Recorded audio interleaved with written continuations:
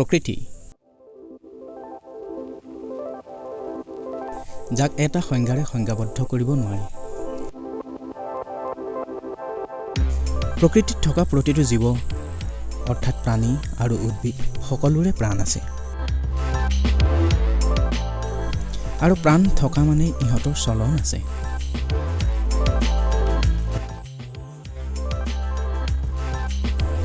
প্ৰাণীৰ চলন আমাৰ সহজেই অনুমেয়,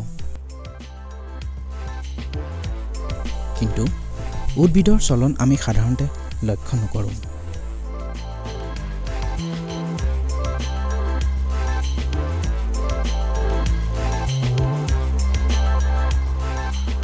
আজি আমি উদ্ভিদৰ বৃদ্ধিৰ ক্ষেত্ৰত সিহঁতৰ চলন পৰ্যবেক্ষণ কৰিম।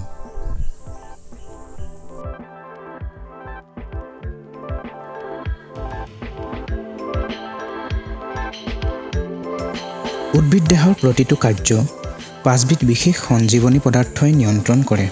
সেইকেইটা হ'ল অক্সিন, জিবাৰেলিন, চাইটোকাইনিন, ইথাইলিন আৰু এপচিচিক এচিড। ইয়াৰ অক্সিন আৰু জিবাৰেলিনৰ সহায়ত উদ্ভিদে নিজৰ বৃদ্ধি ঘটায়। আহাচোন চাওঁ